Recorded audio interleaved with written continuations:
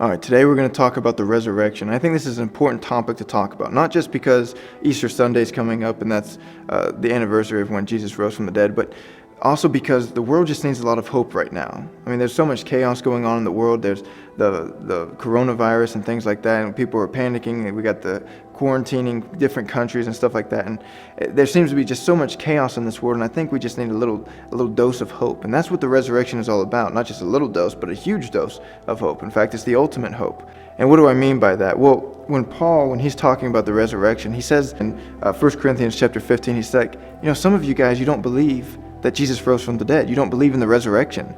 But if there is no resurrection, then Jesus couldn't have risen from the dead, right? So if people can't rise from the dead, then Jesus couldn't have risen from the dead. And if Jesus didn't rise from the dead, then we're liars. We've been lying to you guys because we preached a gospel that said Jesus died on the cross and rose from the dead. In fact, he mentions it a little earlier than that. He says, but if that's not true, then we're liars because that's the gospel that we've been preaching to you. That's the salvation that we've been preaching. So if Jesus isn't truly risen from the dead, then we're liars. Secondly, if Jesus can't rise from the dead, then what hope do we have to rise from the dead? If this life is all there is, then we should be of all people most miserable. We're still going to die in our sins because we have no hope of being with God. We have no hope of being in the presence of God. He says, so what's the point? If Jesus did not rise from the dead, then our hope is in vain. Our faith is in vain. And that's the kind of the concept of hope, that there has to be faith, right? We hope that something's going to happen. We hope that God is real. We hope that there's an afterlife. We hope in these different things. It means that there's a little bit of faith that's involved. And with faith, there's also has to be the option for doubt.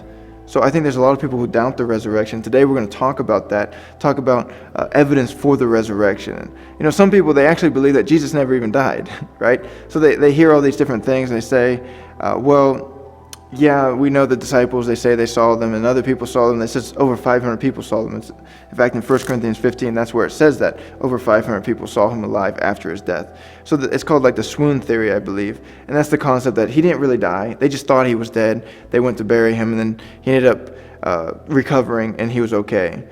But if you read the story, that's not true. The Bible describes him giving up the ghost. The Bible describes him dying. The Bible describes such a horrible death that it would be nearly impossible. It would be impossible to survive it, right? So you get to, even before he's hanging on the cross, they're beating him with a cat of nine tails, which have hooks and blades on the end of him, which ripping open his skin, so he's bleeding profusely probably. Then we see that he's been beaten so bad, he's got a crown of thorns smashed on his head. Not just these little tiny thorns that we're used to, but these probably long thorns. And he's being brought, and he's carrying his own cross, and the other two people who were also going to be hung on a cross, they were also carrying their cross. They seemed to be fine, but Jesus was struggling because he was weak. He was dying. Even before he made it to the cross, he was likely already dying from blood loss, or it just seems as though he was already weak. He was already dying, and they needed to get help for him. They needed someone else to carry his cross with them and to help carry him because he was so weak by the time he got to the cross. So now they take him, they lay him down, they nail him to this cross where he's getting huge nails just pierced through his hands and through his feet, so there's more blood loss right there. And then we see that he's being hung up on this cross, and he's suffocating to death. And we look at that, he's there for a long time, right? He's not there for a super long time, not like days, but he's there for a long time. He's probably still bleeding out, he's suffocating to death. And then they look at him and they say, he's dead. The Roman looks at him and says, he's dead. But they have to make sure, right? Because Romans, the people who are supposed to be the executioners, they have to make sure that their prisoners die, or else there's going to be consequences for them. So this Roman, he takes a spear and he pierces it through him. It ends up going, puncturing organs within his chest, and it says that liquid starts coming out, water starts coming out. So they pierce him through probably his lungs, maybe his heart, and he's just bleeding out. And I don't know about you, but I can't survive that. Jesus was already so weak, he's already been bleeding out and stuff like that, and now he's suffocating to death, and now he's just been stabbed through the lungs or through the heart. And we look at that and we say, obviously something was going on to where he would be dead, right? He could not have survived that. So after a while, they take him down, they bury him, and he's there for 3 days. So if somehow he survived the stabbing, somehow he survived the suffocating, somehow he survived the bleeding out, he was in a tomb for 3 days. All right. You don't just heal after 3 days of not eating anything. You don't just heal of 3 days of bleeding out, right? He would be dead, absolutely. So the question becomes, if he really was dead, then why did the disciples preach that he wasn't? And not to mention, if they preached that he wasn't dead, that he was still alive, not that he was still alive, but that he rose from the dead, why didn't the Pharisees go and get his body and say, look, everybody, he's still dead, right? Because he wasn't there. It's not that they didn't know where his tomb was. It was in Joseph of Arimathea. Even Pilate knew where his tomb was. In fact, the Pharisees went to Pilate and said, hey, we want to make sure that everything's okay, that they're not going to steal his body. So Pilate took guards and put them at the tomb so that no one steal the body. So first off, they can't get to the tomb. No one could steal the body from the tomb. But secondly, there's Roman guards. People know where the tomb is. So if it was all a lie, then why didn't the Pharisees go tell people, go look at the tomb, he's still there? Why didn't Pilate go tell people, go look at the tomb, he's still there? I mean, if it could be proven that he was dead, then why didn't they go ahead and prove it? But the tomb was empty. Even though there were guards guarding it, the tomb was empty. So some people believe that the disciples, they stole the body. You'll hear that a lot, that the disciples, they just stole the body, and then they preached that he was risen from the dead. But again, the tomb was guarded. The tomb was sealed. They couldn't have gotten in there. But then why would they do that in the first place? Why would the disciples go out and preach and teach that he had risen from the dead if it was all a lie?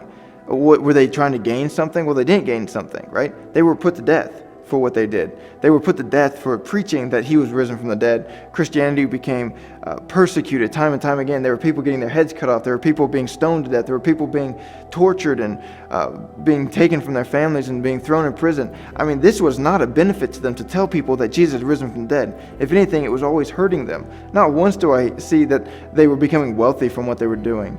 They were being persecuted for preaching that Jesus existed. And you might say, well, people do that all the time, right? For example, let's say Islam, right? You and I, maybe we don't believe in Islam or something like that, but we might look at someone who dies for his faith. We might look at that and say, why would he do that? Why would he die for something that we don't even believe is true? Well, obviously he believed it was true, or else he wouldn't have died for it.